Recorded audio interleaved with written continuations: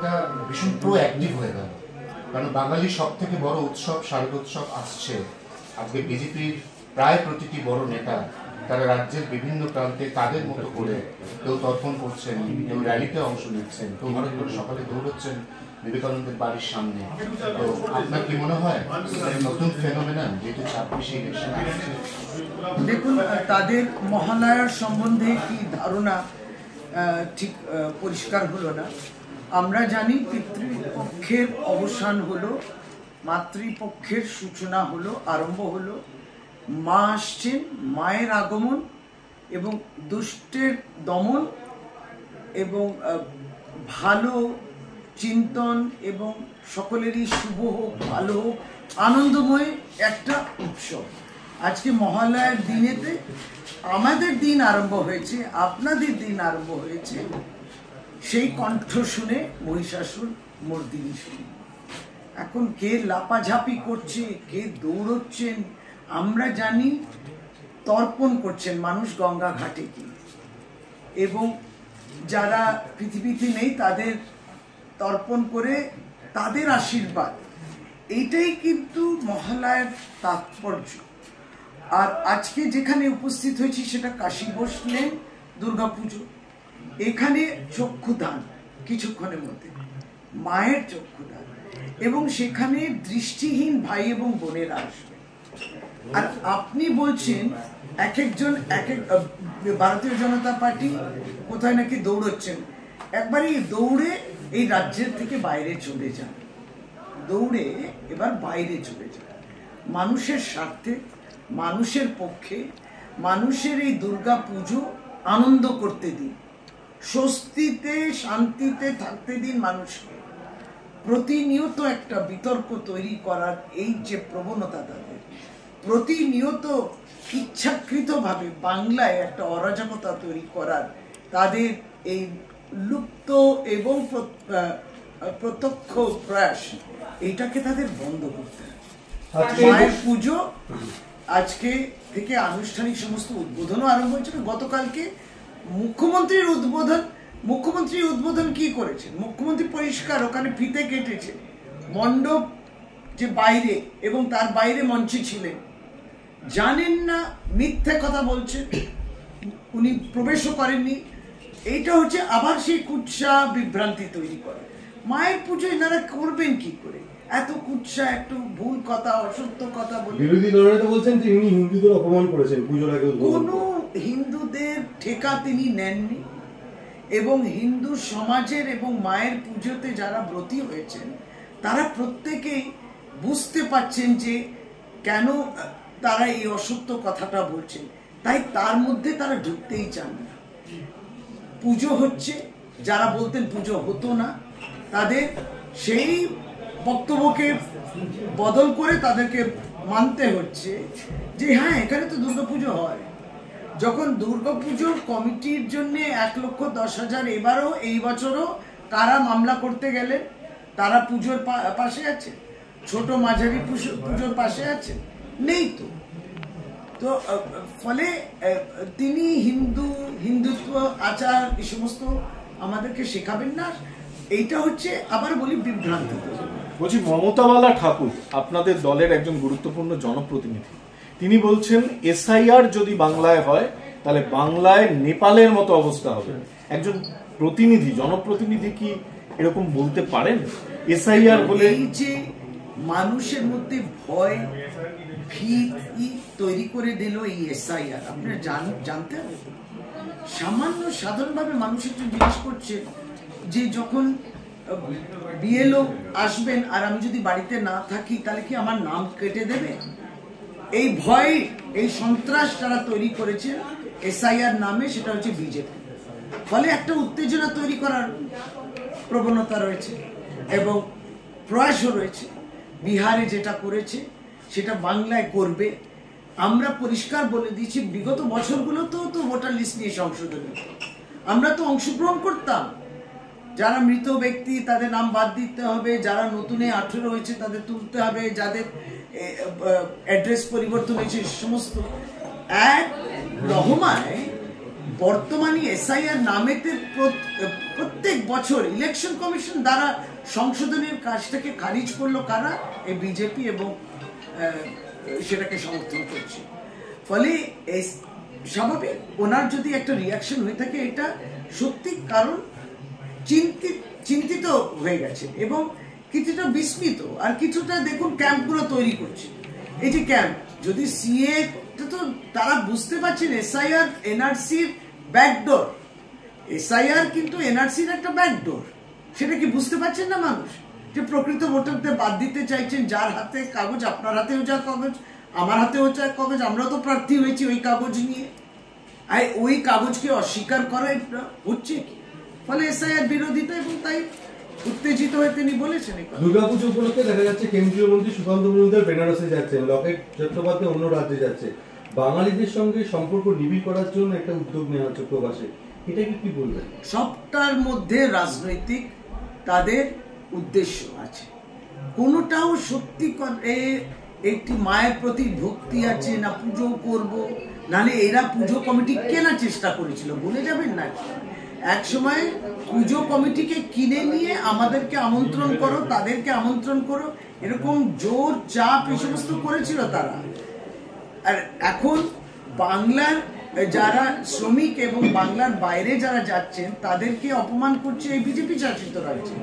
এরা গিয়ে বাইরে বাঙালিদের কি কনভিন্স করবেন? দিল্লির মুখ্যমন্ত্রী দুর্গাপুজো কমিটিগুলোকে কি বলছেন? চাপ দিচ্ছে, বলছে আমি তোমাদের ইলেকট্রিসিটি দেবো, ইত্যাদি দেবো, সমস্ত সুবিধা দেবো, কিন্তু আপনাকে ছবি রেখে দিতে হবে। কার ছবি রেখে দিতে হবে বলে দিয়েছেন পরিষ্কার করে। কেন সবসময় একটা ফরমান, সবসময় একটা ডিকটাট, সবসময় একটা জোর করে চাপিয়ে দেওয়ার? কেন স্বতঃস্ফূর্ত ভাবে হবে? প্রধানমন্ত্রী নরেন্দ্র মোদী আজকে বাঙালিকে উইশ করেছেন, এক্সাম্পল পোস্ট করেছেন। মাননীয় অর্থমন্ত্রী কিছুদিন আগে এসেছিলেন কেন্দ্রীয়, সম্মান, সসম্মানে, কাউকে আমরা ব্যক্তি আক্রমণ করছি না। আমাদের পরিষ্কার কথা ছিল, যখন জিএসটিও ইন্ট্রোডিউস হয়েছিল, যে জিএসটি যে বিষয়গুলো ছিল, যে স্ল্যাবগুলো ছিল, তার মধ্যে রাজনৈতিক দল শুধু নয়, মানুষের স্বার্থে, শিল্পের স্বার্থে, ব্যবসায়ের স্বার্থে, সকলের স্বার্থে বলা হয়েছে স্ল্যাবগুলো কোথাও না কোথাও সংশোধনী করতে হচ্ছে। 8 বছর পরে আপনি রিফর্ম করছেন না, আপনি কিন্তু আপনার ভুলটা কারেকশন করছেন। কিন্তু এখানে কলকাতাতে এসে কত সহজে তিনি বললেন যে এটা দীপাবলির উপহার আমরা দিতে চেয়েছিলাম, কিন্তু মাননীয় প্রধানমন্ত্রী বললেন না, এটা দুর্গাপুজোর উপহার, এটাও ব্যবহার করছে। কিন্তু এই 8 বছরে জিএসটির জন্য যত সমস্যা হয়েছে, খুচরো ব্যবসা এবং ক্ষতি সমস্ত যা হয়েছে, এইগুলোকে ধামাচাপা দেয়া, অস্বীকার করা, যে ওইগুলো তখন আমরা বলছিলাম যে এটা সংশোধনী দরকার, খুব ভালোভাবে ওই সংশোধনীই কিন্তু হয়েছে। যখন হেলথ ইন্স্যুরেন্সটা হলো, এফডিআই হলো, বিরোধিতা কিন্তু তৃণমূল কংগ্রেস করেছিল, শেষমেশে আপনি তাই এলেন, কিন্তু কষ্টটা দিলেন। কিন্তু সেটাকে আপনি কোন মোড়কে দিচ্ছেন, মানুষকে বোঝানোর চেষ্টা। দেখুন, আমরা পুজোর আগে এলাম আপনাকে পুজোর উপহার দেওয়ার জন্য, আমরা এটাই মানুষের কাছে বলি।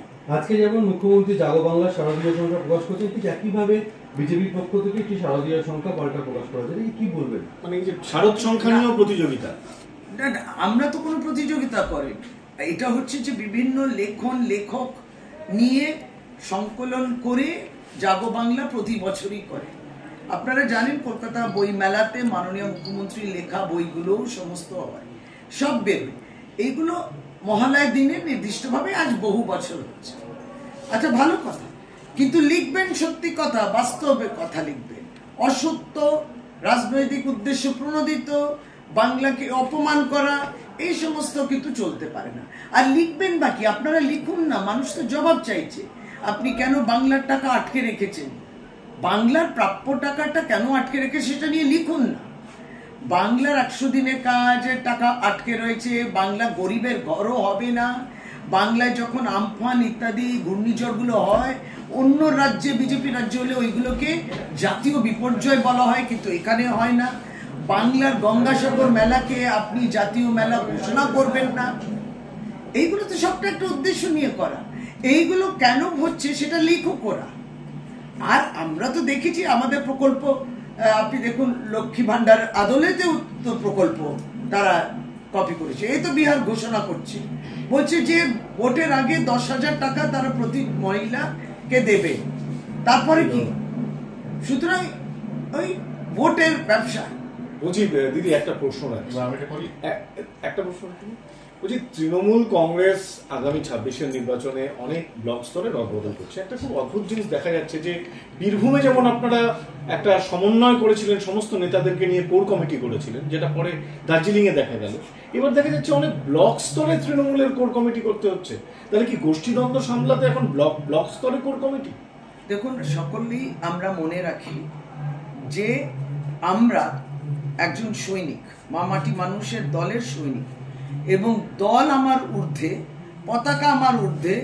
আমরা আমাদের নেত্রী মমতা বন্দ্যোপাধ্যায়, সর্বভারতীয় তৃণমূল কংগ্রেসের সাধারণ সম্পাদক অভিষেক বন্দ্যোপাধ্যায়, আমাদের নেতৃত্ব যেটা একবারই সমস্ত রকম তারা নিশ্চয়ই নখদর্পণে রাখেন এবং গ্রাউন্ড লেভেল তাদের ফিডব্যাক নিয়ে যেটা দলের পক্ষে ভালো, মানুষের পক্ষে ভালো, তারা ডিসিশনটা নেবেন। আমরা এক দলের কর্মী হিসেবে এই সমস্তটাই এই আদেশগুলো পালন করি। দল তো আমার ঊর্ধ্বে না, আমি দলের ঊর্ধ্বে, সুতরাং এখানে আর কোনো বিতর্ক থাকে না। গোষ্ঠীদ্বন্দ্বটা কি? গোষ্ঠীদ্বন্দ্ব যাই হোক, এটা বলা খুব সহজ। আমাদের পরিবার অনেক বড়, আমাদের প্রবীণরা রয়েছেন, নবীনরা রয়েছেন, এত বড় পরিবার, মতবিরোধ থাকতে পারে, কিন্তু এটাকে গোষ্ঠীদ্বন্দ্ব বলে ওই তকমা বিরোধীরা করে। আপনারা সাংবাদিক, এই সমস্ত তকমা ওই ব্যবহার করার তো প্রয়োজন নেই। দলের জন্য যেটা ভালো হবে, মানুষ যেটা দাবি করেন সেটা তো করবে আমাদের নেতৃত্ব, অসুবিধা তো নেই।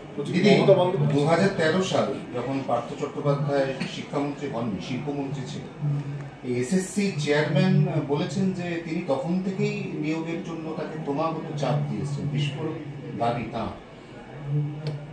দেখুন, এটা আলাদা আমাদের কিছু বলার নেই। সিবিআই ইডি মামলা চলছে, জিনিসটা সাবজুডিস, আলাদা আমার কোনো মন্তব্য নেই। বলছি, মমতা বন্দ্যোপাধ্যায় বহুবার বলেছেন যে পরিযায়ী শ্রমিকদের কোনো সমস্যা হলে তিনি পশ্চিমবঙ্গে কাজের ব্যবস্থা করবেন, এবং আমরা জানি যে এই ব্যাপারে একটি টাস্ক ফোর্স তৈরি করা হয়েছে, তারা টিকিট কেটে দিচ্ছেন, শ্রমিকরা আসছেন। একটা দুর্ঘটনার খবর, যদিও এটা মানেই এটা নয় যে এটাই সব হচ্ছে, এটা একটা বিচ্ছিন্ন একটা ঘটনাও হতে পারে। তাহলে এই যে মুর্শিদাবাদের ভগবানগোলা থানায় একজন পরিযায়ী শ্রমিক ভিন রাজ্যে আক্রান্ত হন এবং তাকে সামিরুল ইসলামদের নেতৃত্বে টিকিট কেটে বাড়ি ফেরানো হয়। টিকিট কেটে বাড়ি ফিরে তিনি দুশ্চিন্তায় গলায় ফাঁস দিয়েছেন। তাহলে প্রশ্নটা হচ্ছে যে তাহলে কি পরিযায়ী শ্রমিকদের যাদের ফিরিয়ে আনা হচ্ছে তাদেরকে কি বিকল্পটা সেভাবে জোরালোভাবে দেওয়া যাচ্ছে না, কনফিডেন্স বিল্ড আপ করা যাচ্ছে না? সেই ভগবানগোলার ঘটনাটা না, ওই ঘটনার উনি যেটা করেছেন, তার মৃত্যুবরণ করেছেন, তার কারণটা কি আমার জানা নেই। আমরা এটুকুই বলতে পারি যে একজন দায়িত্বশীল রাজ্যের প্রধান হিসেবে মুখ্যমন্ত্রী দেখলেন পরিযায়ী শ্রমিক বাংলায় কথা বলছে, বিজেপি শাসিত রাজ্যে বাংলায় কথা বলার জন্য শাস্তি, হেনস্থা, নির্যাতন বাংলাদেশ অব্দিও পাঠিয়ে দিয়েছে। তাই তিনি প্রস্তাব প্রকল্পের আকারে দিয়েছেন এবং শ্রমশ্রী বলেছে যারা ফিরতে ইচ্ছুক ফেরার জন্য আমরা ব্যবস্থা করব। যতদিন না আপনাদের কাজ পাচ্ছেন ততদিন একটা নির্দিষ্ট প্রতি মাসে রাজ্য সরকার একটা টাকা দেবে। এই জায়গায় রয়েছে বিষয়টা, তিনি মানবিকতা নিয়ে তার দৃষ্টিভঙ্গিটা আপনাদের সকলকে দেখতে হবে। ওই ভদ্রলোক কেন এই কাজ এরকম আত্মহত্যা করেছেন সেটা আমাদের জানা নেই। আমরা কিন্তু প্রয়াসটা অত্যন্ত সাধারণভাবে স্বচ্ছভাবে করা হয়েছে। রইল এই দায়িত্বটা কিন্তু আবার চলে আসে কেন্দ্রের সরকারের উপর। যদি তারা ওই 100 দিনের কাজের টাকা না বন্ধ করত, যদি মানুষকে এইভাবে হেনস্থা না করতো, তাহলে অনেক বিষয়ই হতো না। 100 দিনের কাজের টাকা মানরেগাতে পশ্চিমবাংলা প্রথম ছিল, সবচেয়ে বেশি মানুষ যুক্ত ছিলেন ধরুন পশ্চিমবাংলায় কাজের সঙ্গে। হঠাৎ আপনি কাজ বন্ধ করে দিলে সে তো একটা দিশা খুঁজেছে, হয়তো এখানেও অনেকেই খুঁজেছেন, বাইরেও গেছেন। আমরা যদি বলি 20 লক্ষ বাইরে গেছেন, তো আমরা জানি অন্যান্য রাজ্য থেকে 2 কোটি মানুষও এখানে এসছে। ফলে দোষটা তো ধরে নিতে হবে, অপরাধটা করলো কেন্দ্রীয় সরকার, তার উপরে যারা বাইরে যাচ্ছেন তাদের কিন্তু ওই শ্রমিকের কিন্তু ওই হাতের কাজের জন্যও কিন্তু তার একটা ডাক পড়ে সেই মেধার জন্য, কিন্তু সে যদি বাইরে গিয়ে বিপদে পড়ে। আর আপনি বলছেন যে ফিরে এসছে, এরকম কেন? সত্যি দেখে নিতে হবে যে কেন হয়েছে। কিন্তু মূল স্পিরিট হচ্ছে যে তাদের পাশে রাজ্য সরকার হয়েছে। আজকে তর্পণ করার পর শ্রমিক ভট্টাচার্য বলেছেন যে গত কয়েক বছরে 227 জন তাদের দলের কর্মী শহীদ হয়েছেন, তাদের আত্মার শান্তি কামনা করেছেন এবং রাজ্যের সন্ত্রাসে বলি হয়েছে। এটা যাতে আগামী দিনে না হয়। দেখুন, প্রত্যেকবার যখন মৃত্যু যখন হয়েছে এবং তারা বলেছেন তার বিজেপি কর্মী, অনেক ক্ষেত্রে তারা বলেছিলেন তাকে খুন করা হয়েছে তো কাশীপুরে, বেশি দূর না, আমরা কলকাতায় বসে আছি। কিন্তু তারপরে ওই আর্মি হসপিটাল ইত্যাদি করে তদবির করে তারা চেয়েছিল কেন্দ্রীয় এজেন্সি দেখুক, বললো আত্মহত্যা। আমরা বলছি এই মৃত্যুই হওয়া উচিত নয়, রাজনৈতিক কারণে মৃত্যু হওয়াই উচিত নয়, কিন্তু লাশের রাজনীতিও করা উচিত নয়। সুতরাং প্রত্যেকটি ইনস্ট্যান্স, প্রত্যেকটি মৃত্যু প্রথমে প্রমাণিত করতে হবে ওটা রাজনৈতিক হত্যা। এটা খুব সহজে জেনারেলাইজ করে বলে দেন, হ্যাঁ তৃণমূল কংগ্রেস সবাইকে খুন, তৃণমূল কংগ্রেসই সবাইকে খুন করছে। তৃণমূল কংগ্রেসের কর্মীরা কতজন মারা গেছে, তৃণমূল কংগ্রেসই ধর্ষণ করছে। গতকাল দুর্গাপুরে প্রাক্তন জেলা সহসভাপতির মৃত্যু হয়েছে। শ্রমিক ভট্টাচার্য বলছেন পরিবারকে বলবো যে সিবিআই তদন্ত চাইতে, এবং যারা মারা যান অনেক ক্ষেত্রে সিবিআই তদন্ত দাবি করে। সেটা তো পরিবার অবধি ছেড়ে দিন না, সব কিছুতে এই রাজনৈতিক নেতারা ঢুকে পড়েন কেন? একটি মৃত্যু হয়েছে, সেই কারণটা তো পুলিশ রয়েছে, পুলিশ সেটা দেখুক, বাড়ির লোক যেটা চাইছে সেটা হবে। আপনারা ঝাঁপিয়ে পড়ছেন কেন? এই জন্য লাশের রাজনীতিটা বন্ধ করুন। আমরা নিজেরাই ব্যথিত যে তার হঠাৎ এই অকাল প্রয়াণ হলো কেন। অসংখ্য ধন্যবাদ।